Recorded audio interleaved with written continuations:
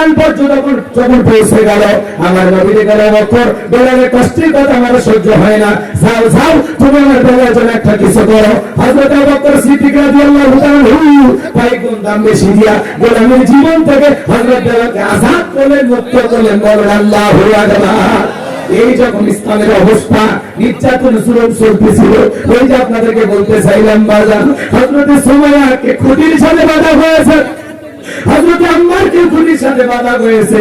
আম্মারকে দেখে বলে, আল্লাহ আম্মার রে, তোর চোখের সামনে যদি এইবার তোর মাকে উলঙ্গ করা হয় কেমন হবে বল। হযরত আম্মার লজ্জায় মাথাটা নত করলেন।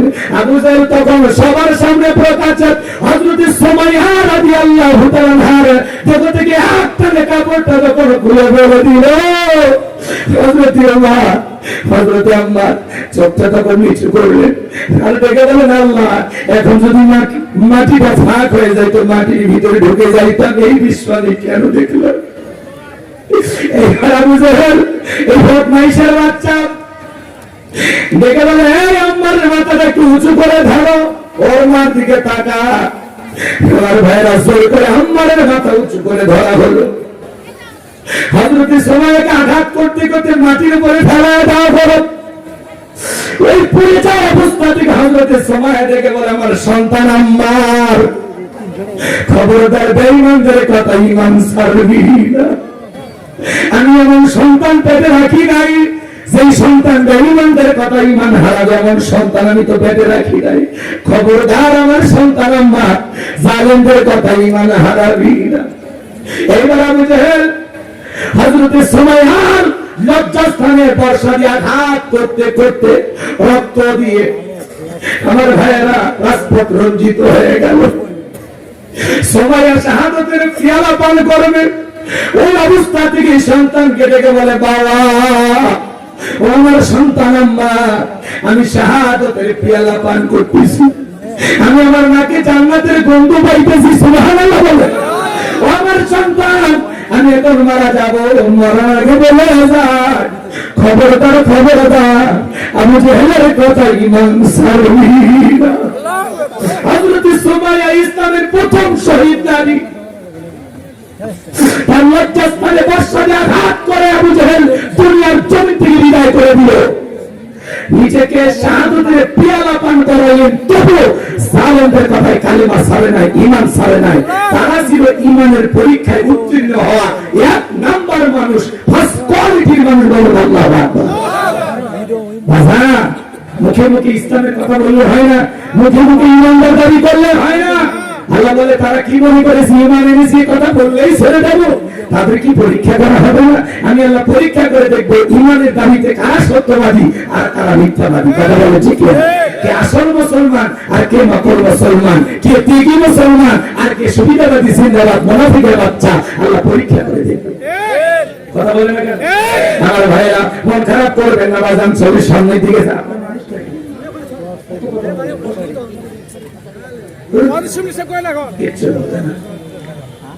এমনি তো মজমাটা অর্ধেক হয়ে গিয়েছে।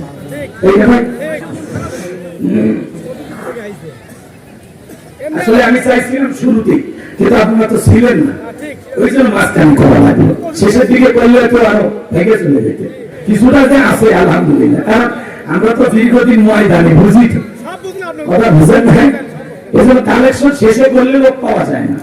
যেহেতু মসজিদের উন্নয়ন করবে, বাকি একটু যদি সহযোগিতা না করেন বাজান আল্লাহর ঘরের জন্য, যারা দুনিয়াতে মসজিদ টাকা দেয় আল্লাহ তাদের জন্য জান্নাতি বালাখানা বানাই দেবে। বলুন সুবহানাল্লাহ। আল্লাহ চাইলে এই মাটি ফাঁক করে 150 তলা সোনার মসজিদ বানাতে পারে না? সেই ক্ষমতা আল্লাহ আছে না নাই? এটা আল্লাহ কেন বানায় না? আল্লাহ চায় দেখি তোমার গোলামের আমার কেমন ভালোবাসে। এই যে 5 টাকা 10 টাকা ফকির মিসকিনের মতো আমরা দেই, আল্লাহ দেখতে চায় তারা গোলামেরা তাকে কত মহব্বত করে, কতটা ভালোবাসে, তার প্রতি কত দরদ। মনে রাখবেন, আল্লাহ ছাড়া বান্দার জীবনে আর কেউ আপন নাই। আল্লাহ হলো মুমিনের সবচেয়ে আপন। সুবহানাল্লাহ। এদিক বলেন, স্ত্রী বলেন, সন্তান বলেন, মা বলেন, বাবা বলেন, কেউ না, মুমিনের একমাত্র আপন আল্লাহ। বলেন কে কে? আল্লাহ। এই জন্য আল্লাহ দরদ নিয়ে এই যে 5-10 টাকা মসজিদে দিলাম, এই দানটাকে পাইলে পুষে, ছাগলের পাঁচ দেখুন পাইলে অনেকগুলো হয়, আল্লাহ আপনার এই দানটাকে পাইলে পুষে উহুদ পাহাড়ের বেশি পরিমাণ আপনার নেকি পাল্লায় তুলে দিবে, বলেন সুবহানাল্লাহ। আপনি নিজের আমল নামা থেকে অবাক হবেন আর বলবেন আল্লাহ এত ভালো কাজ তো আমি বারবার করি নাই। আল্লাহ বলে ওই যে বাউসপুরের মসজিদে কিছু টাকা দিয়েছিলি, কয়েকটা প্রাইজ কিনে দিয়েছিলি, কয়েক বছর ছেলে দিয়েছিলি, বিভিন্ন মসজিদ মাদ্রাসা দান করেছিল, ওই সামান্য দান আমি আল্লাহ তাআলা পাইলে খুশি আজকে এরকম করছি, বিশাল নেকির পাল্লায় আল্লাহ তাআলা তুলে দেবে। সুবহানাল্লাহ বলেন। এজন্য সহযোগিতা করলে আপনি ঠকবেন না। আল্লাহ যেন আমাদের প্রাণ ভরে দান করা তৌফিক দান করেন। জোরে বলুন আমিন। কথা শোনেন, একজন ধরে এমনি দিবেন না, কথা বুঝেন না, খাতাটা একজন হাতে দিয়ে দেন, একটা দুটো টাইপ করে দিয়ে লিখে দেন। চলেন আমার ভাইয়েরা, আমি আলোচনার সামনের দিকে না যাই, কষ্ট মনের মধ্যে নেবেন না আমার ভাইয়েরা। আমি যে কথা বলতে চাচ্ছি না, এই যখন সাহাবায়ে কেরামদের উপর নির্যাতন ছিলেন, নবীজির ছেলে সন্তানগুলো যখন মারা যায়, এই জন্য নবীজির মনটা ভীষণ খারাপ, মুখটা মলিন, চোখের কোনা দিয়ে অশ্রু ঝরতেছে। নবীর যখন মন খারাপ, নবীকে সান্ত্বনা দেওয়ার দায়িত্ব কার? একটু জোরে বলেন না কার? আমার আল্লাহ রেখে বলে জিবরাইল, আমার বন্ধুর মা নেই, বাবা নাই, আমি স্যার আমার বন্ধুর কেউ নাই গে জিবরাইল। আর করিস না দেরি, লাহু মাহফুজ থেকে সূরা কাউসার নিয়ে যা আমার বন্ধুর উপরে নাযিল কর তাড়াতাড়ি, বলেন আল্লাহু আকবার। নবী আমার দেখে বলে আনাস, আমার মনটা কেন খারাপ তোমরা জানো, কি তোমার মুস্কি হাসি দেওয়ার কারণ হলো এই মাত্র আসমান থেকে জিবরাইল এসে আমার উপরে সূরা কাউসার নাযিল করলো। বিশ্বনবী তখন সাহাবায়ে কেরামদের সামনে হাসতে হাসতে সূরা কাউসার তিলাওয়াত করে শুনিয়ে দিলেন, বলেন সুবহানাল্লাহ।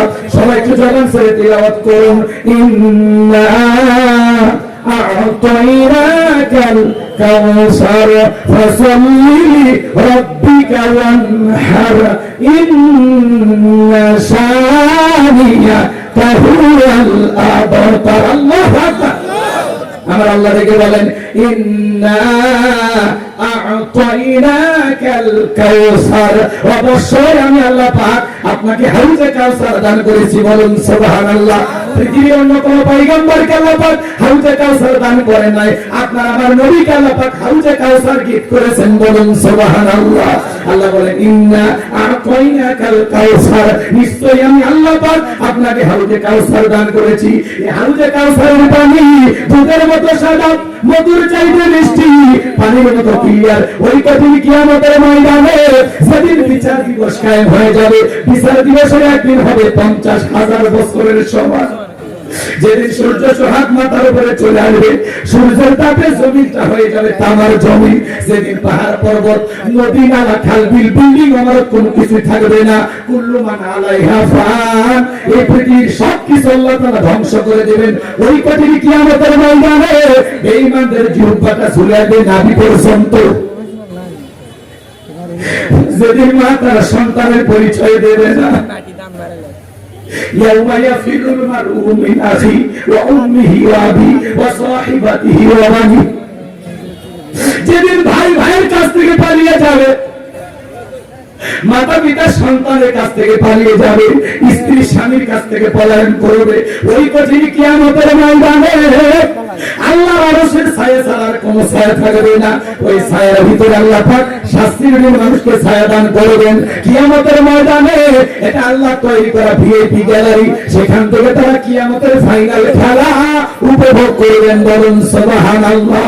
ওই কিয়ামতের ময়দানে মানুষ দলে দলে বিশ্বনবীর কাছে যাবেন হাউজে কাউসারের পানি পান করার জন্য। কিছু মানুষের চোখের সামনে আল্লাহ তাআলা পর্দার আবরণ তৈরি করে দিবেন। আমার রাসূল তখন ডেকে বলবেন, আল্লাহ সংখ্যায় আমি আমার অনেক উম্মতকে দেখতে পাইলাম, কেন জানি সংখ্যাটা কমে গেল, ব্যাপারটা বুঝতে পারলাম না।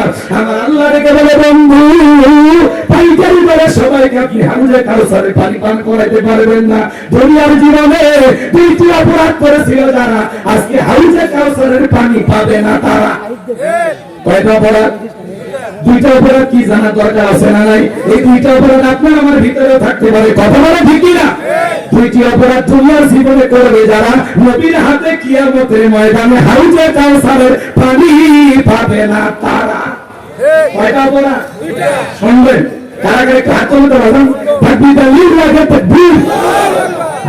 একটু পরেই বলতেছি বাজান, সামনের দিকে যাই। আমি যে কথা বলতে চাচ্ছিলাম, মানুষ যখন জলে জলে যাবেন বিশ্বনবীর হাতে হাউজে কাউসারের পানি পান করার জন্য, এদিকে শোনেন, এদিকে শোনেন, জীবনে শুনছেন কিনা শুনেন। হযরত আবু বকর সিদ্দিক রাদিয়াল্লাহু তাআলা রূপিয়াগুলো ভরায়া দিলেন। কে ভরায়া দিলেন? কথা বলে কে কে? হযরত আবু বকর কেমন দামি মানুষ, ইসলামের জন্য 13টা দোকান ছিল, সেই সময় সব বিক্রি করে দিয়েছে। সুবহানাল্লাহ। কালকে 9টার পরে একটু জোরে বলেন। এমনি এমনি জান্নাতের সার্টিফিকেট পাওয়া যায় না। আপনার এই দুনিয়ায় 13টা দোকান 26টা করতে রাজি, দান করতে রাজি কি বলেন? আর হযরত আবু বকর সিদ্দিক রাদিয়াল্লাহু তাআলা ইসলামের জন্য 13টা দোকান বিক্রি করে দিয়েছিলেন। সুবহানাল্লাহ বলেন। আমার ভাইরা গভীর মনোযোগ দিয়ে কথাগুলো শুনবেন বলেন। আমি কোন কাজে কথা বলতে চাচ্ছিলাম, হযরত আবু বকর পেয়ালাগুলো ভরা দিবেন, মাঝখানে দাঁড়িয়ে থাকবেন হযরত ওমর বিশ্বনবী হাতে দিবেন, আর নবীজি তার আদরের উম্মতদেরকে খুঁজে খুঁজে হাউজে কাউসারের পানি পান করাবেন। নবীজির হাতে কিয়ামতের ময়দানে কারা কারা হাউজে কাউসারের পানি পান করতে চান, দুটো হাত তুলে আল্লাহকে দেখা। আল্লাহ আসমান থেকে কুদরতি নজর দিয়ে তাকায় দেখো, এই গাইবান্ধার গোবিন্দগঞ্জ পশ্চিম বাংলাহালি বৈরাগীটা হাতের আশেপাশের মানুষরা নবীজির হাতে হাউজে কাউসারের পানি পান করতে চায়। আল্লাহ গো কিয়ামতের ময়দানে আমাদের সবাইকে নবীজির হাতে হাউজে কাউসারের পানি পান করার তৌফিক দান করিও। জোরে বলেন আমিন। আরেকটু জোরে বলেন আমিন। আল্লাহ যেন আমাদের সবাইকে রাসূলের হাতে এক পেয়ালা করে হাউজে কাউসারের পানি পান করার তৌফিক দান করেন। জোরে বলেন আমিন। আরেকবার বলেন আমিন। আপনারা পানি চাইলেন আর পাইলেন, অতি সহজ, কাজ করা লাগবে না। আমি আপনাদের এলাকা আসলাম, ধরেন আসার পরে একটা ছেলের হাতে কিছু চকলেট দিলাম, দিয়ে বলে ভাতিজা আমার জন্য এক কথা পানি এনে দাও। পানি আনে তো বাবা আমি একটু ওযু বানাবো। ওই ছেলেটা চকলেট পায় মারছে, তবু মাঝখানে আসার খাই ভুলে গেছে, হাঁটুটা ছিঁড়ে গেছে, রক্ত বের হয়েছে। এদিকে কেউ করে তারপরে যে চকলেট থাকার কারণে উঠিয়ে দাঁড়াইয়া বদনা ভরিয়া পানি নিয়ে আমার সামনে আছে। আমি তখন বললাম বাবা এই পানিটা আনতে গিয়ে কষ্ট হয়েছে, মাঝখানে আসার গায়ে পড়ে গেছে, হাঁটুটা ছিঁড়ে গেছে, রক্ত মনে হয় বের হয়েছে, ব্যথাও মনে হয় পাইছো। ওই ছেলেটা তখন চকলেটের খুশির কারণে বলতেছে আমি এরকম কত পড়ে যাই, আমার কিছুই হয় না। কথা কয় না, কথা কয় না। ওই ছেলেটা চকলেট থাকার খুশি আনন্দের কারণে ব্যথাকে ব্যথা মনে করতেছে না। কিয়ামতের ময়দানে নবীজির হাতে হাউজে কাউসারের পানি যদি আপনার আমার কিসমতে তকদিরে ভাগ্যে জুটে যায়, কিয়ামতের কঠিন দিন আপনার কাছে কঠিন মনে হবে না, আল্লাহ সহজ করে দেবে। নবীজির হাতে এক পেয়ালা হাউজে কাউসারের পানি, রাসূলকে দেখবেন, আমার নবীজির হাতের প্রথম আপ্যায়ন হাউজে কাউসারের পানিটা। সুবহানাল্লাহ বলেন। এই দৃশ্যের মুখোমুখি হতে চান? কথা বলেন, এই দৃশ্যের মুখোমুখি হতে চান? নবীজির হাতে হাউজে কাউসারের পানি পান করে জান্নাতে ঢোকা পর্যন্ত তার তৃষ্ণাই লাগবে না, তৃষ্ণা মিটে যাবে। বলুন সুবহানাল্লাহ। নবীজির হাতে হাউজে কাউসারের পানি আর আল্লাহর আরশের নিচে ছায়া, ভাগ্যে যদি জুটে যায় কিয়ামতের ময়দানে এই ব্যক্তিগুলো জান্নাতি, তাদের আর কোনো টেনশন নেই। আল্লাহ আল্লাহ তাআলা দুই জায়গাতে আমাদেরকে থাকা তৌফিক দান করেন। এটা বলে বলেন আমি। এবার হাউজে কাউসারের পানি চাইলেই তো পাওয়া যাবে না, কাজ করতে হবে, ঠান্ডা পানি করে ওযু বানায়া নামাজ পড়তে হবে। কথা বলেন, কথা বলেন। একটু নতুন মুসল্লি হঠাৎ করে নামাজ ধরেছে, পুরাতন মুসল্লি যারা আগে থেকে নামাজ পড়ে নিয়মিত, এরা এই নতুন মুসল্লি থেকে ঠাট্টা বিদ্রুপ করে। হ্যাঁ আজকে আবার সূর্য কোন দিক উঠছে, উত্তর পাড়া বাদশা দেখি মসজিদে। কথা বলেন, এরকম ঠাট্টা বিদ্রুপ করে কিনা? আপনি তো দাওয়াতের 5 জনকে মসজিদে আনতে পারেন না, হঠাৎ করে কেউ নামাজ ধরেছে, তার নিয়ে কেন সমালোচনা করেন? ও 2 দিন পড়বে না 2 ওয়াক্ত পড়বে, ওটা বড় ব্যাপার। কথা না, তাহলে তার জন্য দোয়া করো যে ভাতিজা তুমি হঠাৎ করে মসজিদে আসছো, দেখে তো দিনটা ভুলে গেছে, আমি খুব খুশি হয়েছি। আল্লাহর কাছে দোয়া করি আল্লাহ যেন তোমাকে মসজিদে এসে 5 ওয়াক্ত সালাত জামাতের সহিত আদায় করার তৌফিক দান করেন। অন্তর থেকে দোয়া করেন, কলিজাটা বড় করেন, ভালোবাসার বুকে টানেন, ঘৃণা না, আমরা ছড়াবো ভালোবাসা। কথা বলেন, আমরা ফুলের সৌরভ ছড়াবো, ভালোবেসে মানুষকে বুকে টানবো। যেই লোকটা আপনার সাথে হঠাৎ করে নামাজ পড়া করে, তারে ধৈর্য করে গিয়ে হাতে যা চা খান, একটু মেলামেশা করেন, ওঠা বসা করেন। কথা কয় না, তা পারবেন না, সমালোচনা হবে। নতুন নতুন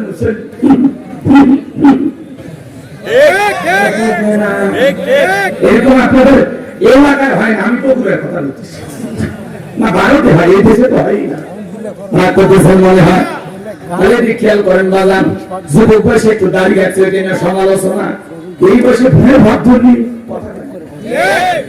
যুবক বয়সে দাঁড়িয়ে রেখে দৌড়ে ঘুরতে গেছে, ভাবি আসসালামু আলাইকুম, সাথে সাথে ভাবি কি বউ বাড়িতে এসে রাগ করে, তোমার সাথে বাড়িয়ে যাওয়া যায় না, আমার ডাকে ভাবি আর তোমার ডাকে চাচা। যেই বউ নবীর সঙ্গে দাঁড়িয়ে মহব্বত করে না, এই বউ আপনাকে 100% ভালোবাসা দিতে পারে না। কথা বলে না কেন? আমরা এই দাঁড়িয়ে রাখছি, দাঁড়িয়ে ভালোবাসে মদিনাওয়ালাকে ভালোবাসে। কথা বলি কি না? দাড়ি হলো পুরুষের সৌন্দর্য। অনেকের 50-60 বছর বয়স হয়ে গেছে, চামড়া চলে গেছে, সেলুনে যা তাও বলে মারিয়ে দে, তাও ক্লিন সেভ। চাচা চামড়া চলে গেছে, কাজ হয় না, ক্লিনাস দিয়ে টাইনে হলে সেভ করে দি। কথা কম এরকম চাচা এই বছর দাড়িটা ছাড়িয়ে দেন, আমরা এখানে না চুলকে চুলকে তোমার চুলকে নিয়ে দাড়ির ভিতরে কবরে ঢোকো ফেরেশতারা মলম নিয়ে বসে আছে, এমন চুলকানি মলম লাগায় দেবে জীবনে টের পাবো। কথাটা ঠিক কি না? আল্লাহ আমাদেরকে হেদায়েত দান করেন। আমরা দাড়ি রাখবো কারে ভালোবাসে? টুপি খোলা যায়, জুতা খোলা যায়, গাড়ি এমন একটা সুন্নাত 24 ঘন্টা লাগিয়ে থাকে। পৃথিবীর সকল নবীর মুখে দাড়ি ছিল। আপনি আমি দাড়ি রাখি, হ্যাঁ কথা বলেন, অনেক অমুসলিমও দাড়ি রাখে, যদিও ঈমান আনি তারপরে দাড়ি রাখে, দেখে ভালো লাগে, খালি একটু কালেমাটা বললি কথা কয় না, কথা কয় না, রাগ করেন নাকি?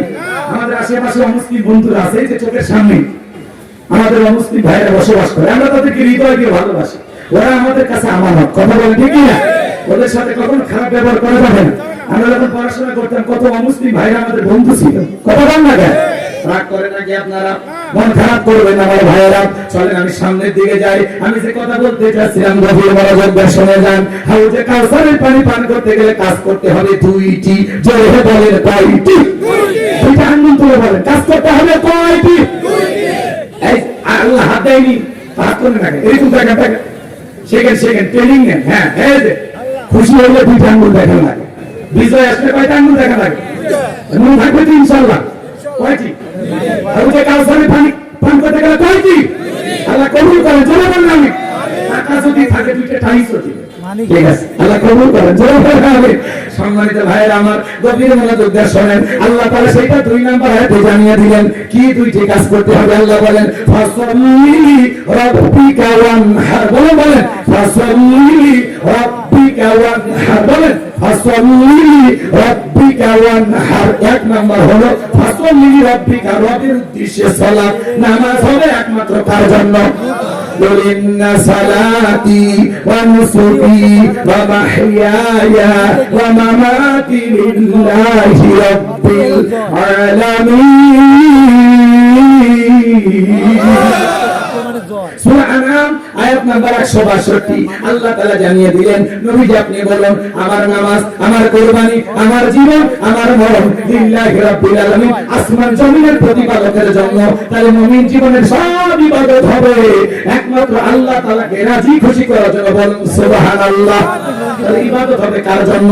ফাসাল্লি লিরাব্বিকা, রবের উদ্দেশ্যে সালাত, সালাত হবে একমাত্র আল্লাহর জন্য। قد أفلح المؤمنون الذين هم في صلاتهم خاشعون। অবশ্যই মুমিনেরা সফল যারা নিজেদের সালাত বিনয়ের সহিত, নম্রতার সহিত, আল্লাহর ভয় নিয়ে নামাজ পড়ে। আর ভয় যখন সালাতে দাঁড়াবেন দিলের ভিতরে ভয় থাকবে কার? ইয়া আইয়ুহাল্লাযীনা আমানু তাকুল্লাহ, হে ঈমানদারগণ আমি আল্লাহকে ভয় করো। হাক্কা তুকাতিহি, ভয় করার মতো ভয় করো। আর বলতে ইনশাআল্লাহ তার ভাই নামাজ পড়বেন। ফাসাল্লি লিরাব্বিকা, রবের উদ্দেশ্যে সালাত, আল্লাহকে রাজি খুশি করার জন্য যদি নামাজ পড়তে পারেন, আমার আল্লাহ বলেন ফালিয়াবুদু রাব্ব হাযাল বাইত আল্লাযী আত'আমাহুম মিন জু' ওয়া আমানাহুম মিন খাউফ। আমার আল্লাহ দেখে বলেন এই ঘরের মালিকের ইবাদত করো। ইবাদত যদি ইবাদতের মতো হয়, বান্দা নামাজ যদি নামাজের মতো আদায় করতে পারো, আমি আল্লাহ তোমাদেরকে 2টা জিনিস দেব। 1 নাম্বার হলো যে বান্দা 5 ওয়াক্ত সালাতে মাথা নত করে আমি আল্লাহকে সিজদা দেবে, তার জন্য আমি আল্লাহ তাআলা আল্লাযী আত'আমাহুম মিন জু', আমি আল্লাহ তাদের জন্য রিজিকের ব্যবস্থা করে দেব। 1 নাম্বার রিজিক দেবেন কে? রিজিক দেওয়ার মালিক কে? আমাদের এলাকায় একটা প্রাণী বের হয় রাত 1টা 2টা থেকে কুড়ু করে আসলে, মানে কি শিয়াল পণ্ডিত, মানে কি গোবিন্দগঞ্জে মুরগির হোটেল আছে, ভাতের হোটেল, ব্যাংকের অ্যাকাউন্টে টাকা জমানো আছে, ওরে খাওয়াই কে গো? একটু বলেন না ভাই, কে খাওয়ায়? পাখি খালি পেটে সকাল থেকে সকালবেলা নিচ থেকে বের হয়ে যায়, সন্ধ্যাবেলায় ওই পাখিটার পেট ভরিয়া নিয়ে ফেরত আসার ব্যবস্থা করে কি? আল্লাহ যদি পাখিকে খাওয়ায়, শিয়ালকে খাওয়ায়, আমাদেরকে খাওয়াবে না? আমরা আশরাফুল মাখলুকাত, আল্লাহর ভিআইপি সৃষ্টি, কুনতুম খায়রা উম্মাতিন উখরিজাত লিন-নাস, আমাদেরকে উত্তম জাতি কে বানাইছে? আল্লাহকে আমাদেরকে না খাওয়া রাখবে। রিজিক দেওয়ার মালিক কে? উত্তর পাড়ার রাজ্জাক না, ওইটা আব্দুর রাজ্জাক, ওইটা দাস গোলাম বান্দা। রাজ্জাক কে? রিজিকটা থাকে ওয়ামা মিন দাব্বাতিন ফিল আরদি ইল্লা আলাল্লাহি রিজকুহা। সূরা হুদের ভিতরে আল্লাহ জানিয়ে দিলেন এই পৃথিবীর জমিনে এমন করবি চলনশীল প্রাণী নাই যার রিজিকের ব্যবস্থা আমি আল্লাহ আসমান থেকে করি না। ওই আটলান্টিক মহাসমুদ্রে 33,000 ফিট গভীরতার পানি নিচে থাকা ছোট্ট একটা প্রাণী, তার রিজিকের ব্যবস্থাও আমি আল্লাহ আসমান থেকে করি। বলুন সুবহানাল্লাহ। আর রিজিক দেওয়ার মালিক কে? এক নাম্বার আল্লাহ বলে তোমাদের জন্য রিজিক দেব। নামাজের মতো আদায় করলে ওই বান্দাকে আল্লাহ না খাওয়ায় রাখবে। দুই নাম্বার আল্লাহ বলেন ওয়ামানাহুম মিন খাউফ, সকল ভয় থেকে নিরাপত্তা দেব। আপনার আমার ভয় আছে না নাই? 2 লাখ টাকা নিয়ে গোবিন্দগঞ্জ থেকে পশ্চিম বাংলায় বাউসে আসবেন, রাত 2টা বাজে, মনে মনে ভাবতেছেন আল্লাহ টাকা নিয়ে বাড়ি পৌঁছাতে চাইতে পারবো নাকি ছিনতাইকারী কবলে পড়ে টাকা চান 2টাই হারাবো? ভয় আছে না? মেয়েটা কলেজে গেল একা একা ফিরবে নাকি আমার সাথী নেবে? ভয় আছে না নাই? মেয়েটা স্কুলে গেল ভালোভাবে ফিরবে নাকি কারো লালসার শিকার হবে? ভয় আছে না নাই? আজকে চুরি ডাকাতি ছিনতাই ভয় আছে না নাই? এই সমাজে চুরি বন্ধ হবে সেই দিন, আল্লাহর কোরআন দিয়ে জমিনটা চলবে সেই দিন। আল্লাহুল খালক ওয়াল আম, সৃষ্টি যার, আইন তার, চলতে হবে তার। শোনেন আজকে সমাজে এখন উচিত কথা যদি কই পিঠের উপর দিয়ে যাবি নয়, এই আনন্দে কিছু লোক কিনে খাবে বগুড়ার স্পেশাল বই।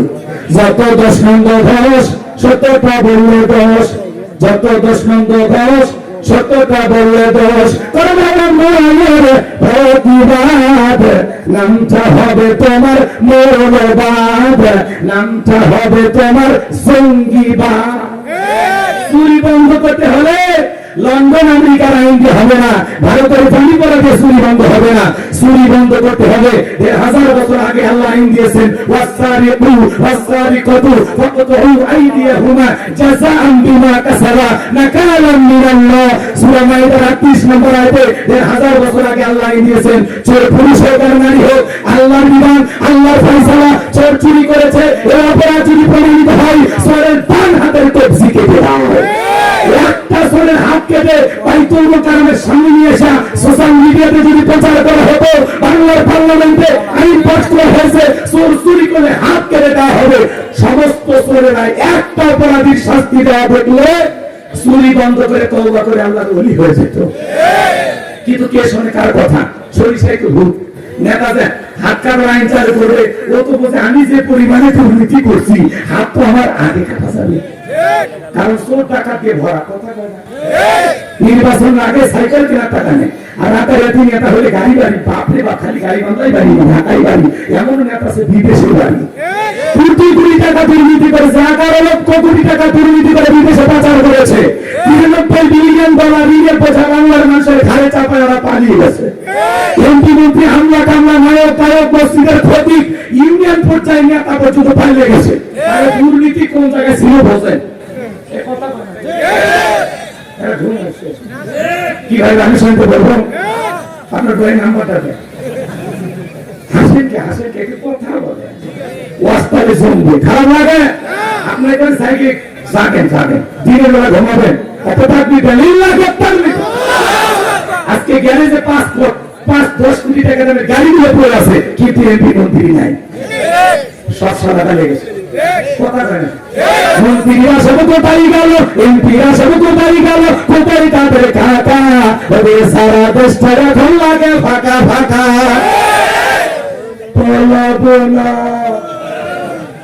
বাবার সম্পদ পালাবো না যাই না তাদের দেখা, ওদের সারা দেশটা এখন লাগে ফাঁকা ফাঁকা। আইন মন্ত্রী আটকে গেল আইনেরই ফাঁকে, দাড়ি সারা দরবেশটারে ভণ্ড ভণ্ড লাগে। শুনেছি ভাই কত নেতা নেত্রী খাইতেছে ভাই ডান্ডা, বিচারপতি কালামানিকের ফাটিয়েছে নাকি আন্ডা। এটা আমার খবর না, মিডিয়ার খবর। এই বিচারপতি শামসুদ্দিন মানিক আল্লামা সাইদি হুজুরকে মৃত্যুদণ্ডের রায় দিয়েছিল। আমরা বলতে চাই যে ট্রাইব্যুনালের কোরআনের পাকে আল্লামা সাইদি হুজুরকে মৃত্যুদণ্ডের রায় দিয়েছিল, ওই বিচারপতি কুখ্যাত কালামানিককে মৃত্যুদণ্ডের রায় দিতেই হবে। এই বিচারপতি মানিক টকশোতে বসে আমার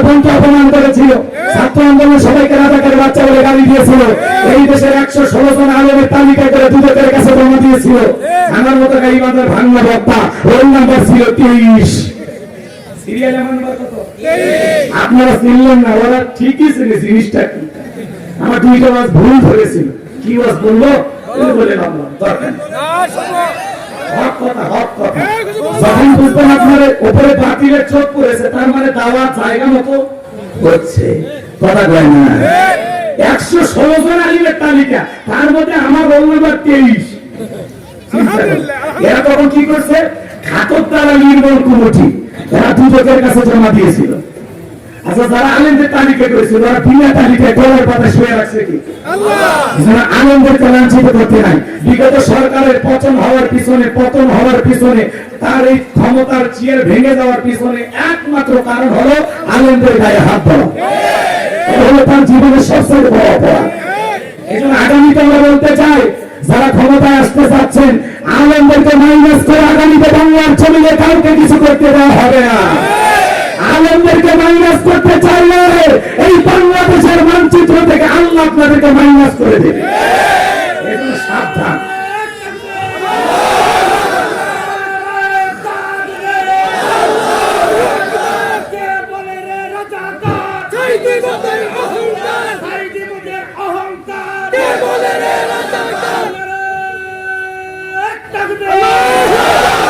সম্মানিত ভাইরা আমার, দিল দিয়ে কথাগুলো বুঝবেন বাবা।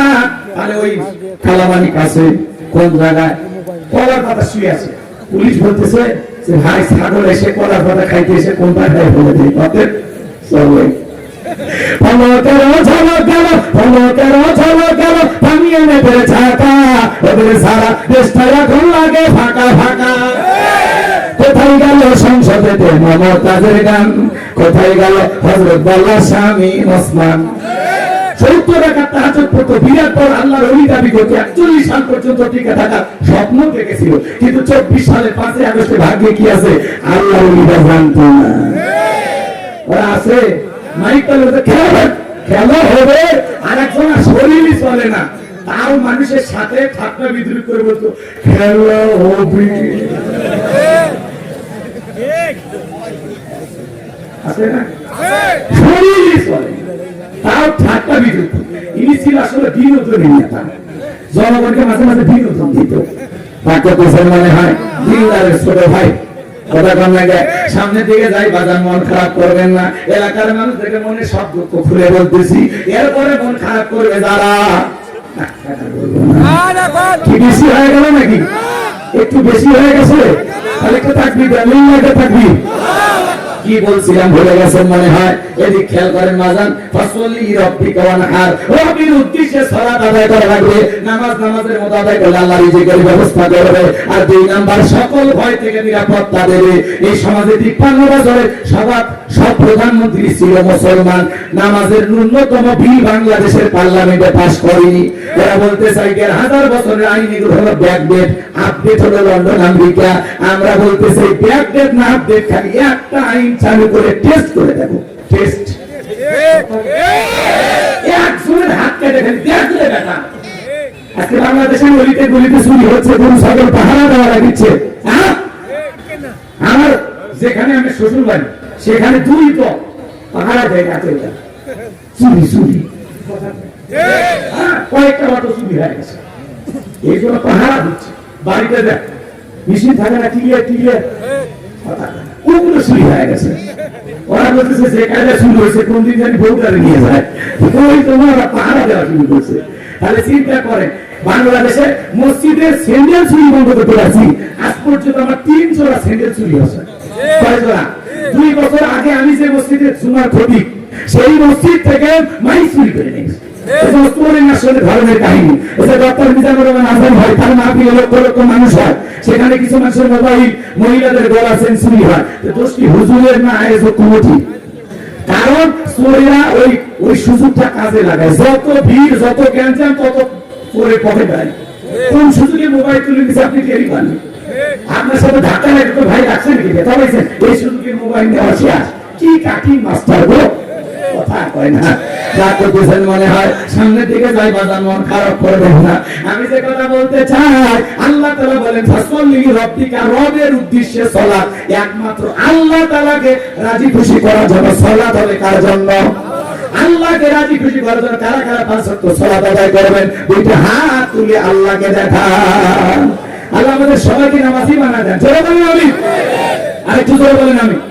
আপনারা বিশ্বনবীর রূহটা বের হয়ে যাবে। কয়েকটি কথা বললেন, তার মধ্যে উম্মতদেরকে বললেন আসসালাত আসসালাত, আমার উম্মতেরা নামাজ নামাজ। কিয়ামতের ময়দানে সর্বপ্রথম সালাতের হিসাব হবে। তাই আজ থেকে আমরা সিদ্ধান্ত নেব সালাত আদায় করব। বাংলাদেশে জুমার নামাজের জন্য মসজিদ ভাঙা 2 তলা 3 তলা করা হয়, ফজরের নামাজের সময় এক কাতার মুসল্লি পাওয়া যায় না। এমন মসজিদ আছে মুয়াজ্জিন একাই আযান দেয়, একাই নামাজ পড়ে। এই জন্য আমি আমার ওয়াজে বলি, বাংলাদেশের নামাজ আছে 5 রকমের। কয় ধরনের? 5 ধরনের নামাজি। 5-এর, 7-এর, খাটের, ঠাটের, ভোটের। বুঝলেন না তো? বুঝিয়ে বলবো। শোনেন শোনেন, নিয়মিত 5 ওয়াক্ত সালাত আদায় করে এরা হলো 5 ওয়াক্ত নামাজি, খাঁটি মুমিন, নির্ভেজাল মুসলমান। সুবহানাল্লাহ। আর 7 দিন পরে পরে জুমার নামাজ পড়ে যারা, লাইফ সাপোর্টে বেঁচে থাকা মুসলমান তারা। ইমানদার কোন সাপোর্টে আছে? লাইফ সাপোর্টে মানে বুঝেন? যখন তখন মারা যেতে পারে, এই যখন তখন ইমানটা ধ্বংস হয়ে যেতে পারে। শোনেন না, মসজিদে যায় খাইছে পানি খোঁজবে, হ্যাঁ আরে হুজুর, হ্যাঁ একটু বেতনটা হালাল করেন, আরে ভুলে মসজিদে কথা বলেন, খাচ্ছেন আর বলের মতো মোটা হচ্ছে।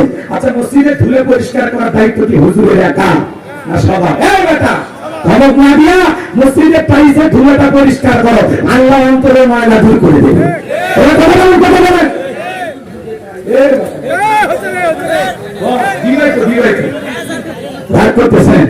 গেলাম তো সবাই কাছে আস, কি করবো?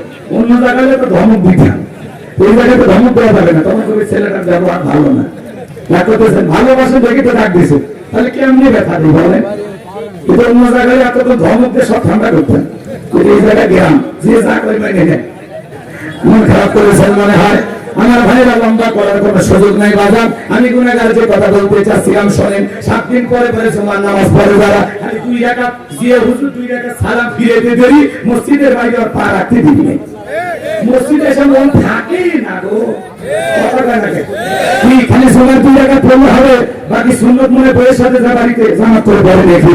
হ্যাঁ, তো সুন্নাত করে পড়লে না মানে একটু ভালো হয়ে যান, একটু ভালো হয়ে যান। আল্লাহ যেন হেদায়েত দান করেন। একটু জোরে বলেন। আপনি জুমার সালাত পড়েন, আসর মাগরিব এশা ফজর এগুলো পড়ার দরকার নাই, কেন করতেছেন না ভাই? এজন্য আল্লাহর ভয়ে নামাজ পড়বেন। ফাওয়াইলুল লিল মুসাল্লিন আল্লাযীনা হুম আন সালাতিহিম সাহুন। হতভাগা সেই সমস্ত নামাজি, দুর্ভাগা কপালে পড়া যারা লোক দেখানোর জন্য সালাত আদায় করে, 7 দিন পরে জুমার নামাজ পড়তে না গেলে পুরো গালি দেয়, এটা ঝাঁটা বাইর করছি, যাও তো মসজিদে যাও। কি শয়তান, মসজিদে যাওয়া চাই না। 7 দিন পরে পরে জুমার নামাজ পড়ে যারা, এরা হলো 7-এর মুসল্লি। আর মানুষ মরে গেলে জানাজার নামাজ পড়ে যারা, হলো 8-এর মুসল্লি। মসজিদের মাইকে এলান হয় ফজরের পরে, এই গ্রামের অমুক ব্যক্তি মারা গেছে, ইন্না লিল্লাহি ওয়া ইন্না ইলাইহি রাজিউন। তখন বউকে বলতেছে, ফজরের পরে হবে। নবীদুল কি বললো শুনলি না? কি হয়েছে? হয়তো অমুক মারা গেছে। 2 দিন আগেই পরে কি হাতে চা খেলেন, চায়ের বিল দিল কি না? কয় ভাই আমি বিল দিব, বেঁচে থাকলে আরো 10 দিন বিলটা দিত। মরে গেছে, পাঞ্জাবিটা ধুয়েতে দুপুরে পরে জানাজা হবে, জল করে জানাজা, মাঠে কাজ করে যখন আজান হয়েছে আল্লাহু আকবার আল্লাহু আকবার, দৌড়ে চলে আসে। আসে মসজিদে যায়, দেখে হুজুর জানাজা শুরু করেন। শুরু করছে কি? নামাজ। জোহরে 4 রাকাত। তখন বাধ্য হয়ে পড়তেছে, যেহেতু জানাজা পড়তে আসি, জোহরে 4 রাকাত পড়ে নি, আল্লাহু আকবার। উদ্দেশ্য হলো জানাজা পড়া, জোহর পড়া না। কথা আমরা খাটের মুসল্লি, হুজুর লাশটা সামনে রেখে যখন বলে কুল্লু নাফসিন যায়িকাতুল মাউত, সবাইকে মৃত্যুর স্বাদ গ্রহণ করতে হবে। ভাই, দুনিয়া থাকার জায়গা না, বাবা ছিল দাদা ছিল নাই, আপনি আমি থাকবো না। আসুন না পরিবর্তন হই। আজকে এই ব্যক্তির জানাজা, কালকে আপনার, পরশুদিন আমার। আসুন প্রত্যেকটা মৃত্যু থেকে শিক্ষা গ্রহণ করবে। তখন আফসোস করে, হ্যাঁ হুজুর ঠিক ঠিক ঠিক ঠিক। কবরে মাটি দেওয়া পর্যন্ত এমন আফসোস করে, মানে আজকের পর থেকে মসজিদ ছাড়বে না।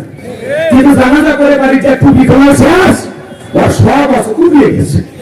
কথা বলে না। এরা হলো ঠাটের মুসল্লি। আর 2 ঈদের নামাজ পড়ে যারা, এরা হলো ঠাটের মুসল্লি। সেই একটা পাঞ্জাবি কিনে বউ বলে কেমন লাগতেছে, তুমি হলে গরিবের শাকিব খান। এরপরে বন্ধু বান্ধব কে বলে দোস্ত কেমন লাগে, সেই লাগতেছে। মাঠে ইমাম সাহেবের নামাজ পড়ার পরে হুজুরের হাত ধরে কোলাকুলি শুরু করে দিছে। কথা বলে না কেন? একবার আমার সাথে এক ভাই বিশাল একটা গুড়িয়ালা মানুষ কোলাকুলি করতে চায়, কত বড় পেট আমি বলে শেষ করতে পারি, কমপক্ষে 26 মাস পার হয়ে যাবে। এমন কায়দা আমার বুকে নিতে চাই, মাঝখানে পেট ধরে দিকে ও যতই বুকে নিতে চাই আমি তো বুকে যেতে চাই, কিন্তু হয় না। কিসের কোলাকুলি? মাঝখানে হচ্ছে পেটা পেটি। কোলাকুলি করার পরে এইবার ইমাম সাহেব খানে খানে বলতেছে, ভাই রোজা কয়টা? 29 না 30টা? হুজুর একটা রোজাও রাখিনি, তারাবি পড়িনি, কিন্তু ইফতার খাওয়া মিস করিনি। খালি আমি একা ইফতার করিনি, হিন্দুদেরকে ডাকে ইফতারি খাওয়াইছি। রোজা না রেখে তো গুনাহ করছি, আর ইফতারি না করে করবি রে গুনাহ করবো? এরকম কিছু আসলেই মুসল্লি আছে, এরা মনে করে ইফতারি করলেছ তোমার নাম রোজা নাই, নামাজ নাই, ইফতারি করেছ আর কোন করে ভালো হয় যান, ভালো হয় যান। যেমন রমজান মাস আছে, পেটে লাঠি গিয়ে ঠেলেছে, গ্যাস গ্যাস গ্যাস এত চাপতেছে, লাঠি দিয়ে গ্যাস আটকাচ্ছে। যখন আসে রমজান মাস, পেটে ডিজিটাল গ্যাস, গ্যাস ধরে গ্যাস মাথায় থাকতে পারে, বমি বমি হয়, একটু নারী ভুড়ি বাইর হয়ে আসবে। কবরে যা ফেরেস্তা নারী ভুড়ি বাইর করার জন্য রেডি হয়ে আছে, বাটাম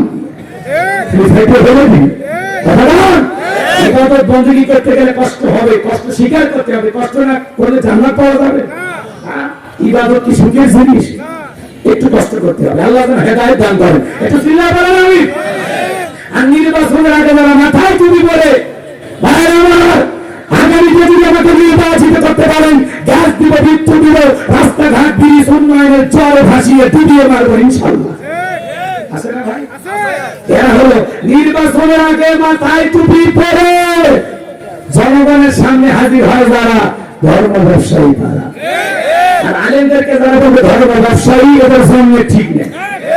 কারণ আলেমেরা 12 মাস টুপি পরে, এরা রেডিমেড মুসল্লি না, এরা নিয়মিত মুসল্লি। আপনি নির্বাচনের আগে মাথায় টুপি, মুখে দাড়ি, গায়ে লম্বা পাঞ্জাবি, মনে আসমান থেকে জীবনে এলো খালাতো ভাই যাবে, খালাতো ভাই হাজির এরকম আছে না ভাই? হ্যাঁ, রাস্তাঘাটে ব্রিজে ঢুকানোর কথা না, ঢুকে দেয় বাস, ব্রিজ উদ্বোধন করার উপর চলে যায়, 5 কোটি টাকা রাস্তার বরাদ্দ হয়, রাস্তার মধ্যে কোনো মতো পিচ কালো করে ছয়, ছাগল পেশাব করে ভেঙে যায়। এরকম দুর্নীতিবাজ আছে না? আর ওদের পিছনে আপনার স্লোগান দেন, ভোট ভাইয়ের চরিত্র, ফুলের মতো পবিত্র, নামাজ পড়া করতো, গাঁজা খাই পাঁচক্ত, দুর্নীতিতে টাকা ভক্ত, শয়তানের 1 নম্বর ভক্ত, অভিযোগের অভিশপ্ত, সুশে খাই গরিবের ভক্ত। বন্ধুদের কাছে যাওয়া যাবে, পোস্টারে লেখা আছে গরিবের বন্ধু, ভোট দিয়ে দেখেন গরিবের 5 নম্বর শত্রু। একটা বয়স্ক ভাতার কাপনি বের গেল 2-1000 খায়, এরকম আছে না ভাই? আল্লাহ যেন আগামীতে সঠিক মানুষকে যাচাই বাছাই করে সমাজের নেতা বানানোর তৌফিক দান করে। নামাজি নেতা বানানো তার আল্লাহ ওদেরকে দেখান আছে না নাই? এই জন্য আল্লাহর আইন চালু হোক, কারা কারা চান হাত তুলে দেখান। সবাইকে দেখার শেষ আগামীতে কোরআনের বাংলাদেশ। আল্লাহ যেন এই জমিনে কোরআন আর ইসলামকে কায়েম করার তৌফিক দান করে। সেই কাফেলা আমাদেরকে কবুল করেন। চলে বলেন আমি আমার ভাইরা, তাহলে ফাসল্লি লিরাব্বিকা, রব্বির উদ্দেশ্যে সালাত, তাহলে নামাজ পড়বে একমাত্র তার জন্য।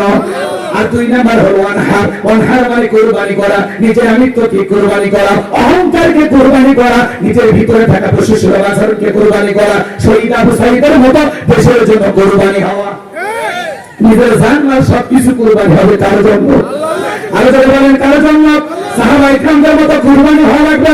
হযরত খুবাইব রাদিয়াল্লাহু তাআলা কাফেররা ধরে নিয়ে গেছে বাজার। নবী আমার 10 জন সাহাবীকে পাঠিয়ে দিয়েছিলেন দাওয়াতি কাজের জন্য। ওইরা ইমানের ধইরা 10 জন সাহাবীদের মধ্যে 7 জনকে তারা তীর নিক্ষেপ করে হত্যা করলো। জীবিত ছিল 3 জন, তাদেরকে অনুরোধ করে পাহাড় থেকে নেমে আসো, তোমাদেরকে আমরা মারবো না। নেমে আসার পরে আরো 2 জন সাহাবীকে তারা শহীদ করে দিল, আর একজন সাহাবীকে মক্কার কাফেরদেরকে তারা বিক্রি করে দিল। হারেসের সন্তানও তাকে কিনে দিল। হযরত খুবাইব রাদিয়াল্লাহু তাআলা বদরের প্রান্তরে হারেসের বাবাকে হত্যা করে ফেলেছিল। এই কাফেরকে বিদায় করে দেওয়ার জন্য, বাবার প্রতিশোধ নেওয়ার জন্য হারেসের সন্তানরা হযরত খুবাইবকে তারা ক্রয় করে নিয়েছিল। হযরত খুবাইবকে পিটাইয়া দেবতা ক্ষতবিক্ষত করে দিয়েছে বাজার। হযরত খুবাইবকে অন্ধকার রুমের ভিতরে বন্দী করে রাখতো। খুবাইব রাদিয়াল্লাহু তাআলা ওই হারেসের সন্তানরা বলে, খুবাইব আগামীকাল কালকে তোমার বিদায় করে দেওয়া হবে, কালকে তোমার জীবনের শেষ দিন। হারেসের একটা মেয়ে ছিল, তাকে হযরতে খুবাইব রাদিয়াল্লাহু তাআলা ডেকে বলে, তোমাদের বাড়ি থেকে কোনো খুর পাওয়া যাবে? বলে হ্যাঁ আছে। খুরটা দিলেন, সন্তানটা খুবাইবের কোলে। মহিলা মনে মনে ভয় পাইতেছে, হাতে আছে খুর আর কোলে আছে সন্তান। চিন্তা করতেছে যদি একটা টান দেয় আমার ছেলেটা তো মারা যাবে। হযরতে খুবাইব চেহারার দিকে তাকায় বলতেছে, বোন তুমি মনে ভয় পাইতেছো যে আমি যদি তোমার সন্তানের উপরে প্রতিশোধ নেই? মুসলমানেরা কখনো দুর্বলদের উপরে আঘাত করে না, মুসলমানেরা কখনো দুর্বলতার সুযোগ নেয় না। আল্লাহু আকবার। ও বোন, ভয় পাওয়ার কোনো কারণ নাই। শরীরের পশমগুলো তিনি পরিষ্কার করলেন, যেহেতু তার মৃত্যু হয়ে যাবে, শাহাদাতের পেয়ালাটাকে পান করতে হবে। পরের দিন সকালবেলা হযরতে খুবাইবকে ধরে নিয়ে যাওয়া হলো, হাতে পায়ে পেরেক মেরে তক্তার সাথে লাগায় দিয়েছে, বেগের ভিতরে কাঁটা দিয়ে সুই দিয়ে ছিদ্র করা হয়েছে। শরীরের গোশতগুলো কাফের বেঈমানরা তরবারিতে ঘরে নাড়াচাড়া করে, কেমনটা লাগে চিন্তা করে। হযরতে খুবাইবকে এবার হারেসের সন্তানের রেখে বলে, ও খুবাইব, তোমাকে আমরা ছেড়ে দেব একটা কাজ যদি তুমি করতে রাজি হও। তুমি যদি একবার মুহাম্মদকে গালি দিতে পারো, আমরা তোমাকে ছেড়ে দেব। হযরতে খুবাইব রাদিয়াল্লাহু তাআলা বলে, তোমার এটাই তো বন্ধ, নবীকে গালি দেওয়ার বিনিময়ে এমন জীবন আমি চাই না। আমি মরে যেতে রাজি, ঈমান এনেছি, মুসলমান হিসাবে মৃত্যুবরণ আমার কাছে আনন্দের, কিন্তু নবীকে গালি দেওয়ার বিনিময়ে মুক্ত স্বাধীন জীবন আমি চাই না। এইবার হযরতে খুবাইব রাদিয়াল্লাহু তাআলাকে এই পৃথিবীর জমিন থেকে বিদায় করে দেওয়া হলো। এই দৃশ্য থেকে হারেসের মেয়ে কালেমা করে মুসলমান হয়েছিল। এই মেয়েটার মুসলমান হওয়ার পিছনে কারণটা কি তাকে জিজ্ঞাসা করা হলো, তুমি তো কাফিরের মেয়ে, কেন মুসলমান হলে কারণটা কি? বলে, আমার ভাইয়েরা যখন খুবাইবকে ঘরের ভিতরে বন্দী করে রেখেছিল, আমি তাকায় দেখি খুবাইব হাতে আঙ্গুর। আমি তখন বললাম, তুমি আঙ্গুর কোথায় পাইলা? এখন তো আঙ্গুরের মৌসুম না, এমন আঙ্গুর তো আমি জীবনে কোনোদিন দেখি নাই। হযরতে খুবাইব রাদিয়াল্লাহু তাআলা বলে, আমি যে আল্লাহর দ্বীন মানার কারণে মার খাইতেছি, আমার সেই আল্লাহ জান্নাত থেকে আঙ্গুর পাঠাইছে। তারা কেমন মুসলমান ছিলেন, কেমন মুসলমান ছিলেন, জীবনটা দিয়েছেন, হাজারো নির্যাতন জুলুম সহ্য করেছেন, কিন্তু ঈমান ছাড়েনি। সুবহানাল্লাহ। এমন মুসলমান হওয়া দরকার আছে না নাই? তাহলে জীবনের সবকিছু কুরবানি হবে কার জন্য? নিজের জান, মাল, অর্থ, সম্পদ, সময় সবকিছু কুরবানি হবে আল্লাহর জন্য। খালি গরু ছাগল কুরবানি করা মানে কুরবানি নয়। 7 জন ভাগে একটা গরু কিনবেন, 4 জন দড়ি ধরে টানে, পিছন থেকে 3 জন ঠেলে, এমন গরু আর সব দেখা যায় যে গরুর উপর বয়স্ক ভাতা বাড়াছি। এমন গরু জবাই করলে কুরবানি হবে না, টান দেবের থেকে গরুটা বেঁচে যায়, ছেড়ে দিলে আবার ব্যবস্থা আসে।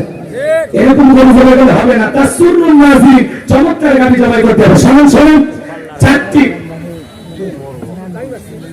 আমাদের চেয়ারম্যান সাহেব আছে, একজন আলেম আমাদের নেতা চেয়ারম্যান মারাবা কর, যারা মাওলানা মোহাম্মদ জাহাঙ্গীর কবির, আল্লাহ তোমার গোলামকে কবুল করো। ছিল বলেন আমি, শোনেন শোনেন, কুরবানি ওয়াজ করবে আমার জিয়া ভাই, আমি কুরবানি ওয়াজ করবো না আপনাদের জন্য, তবে 3টা জিনিস খেয়াল রাখবেন যারা কুরবানি দেবেন।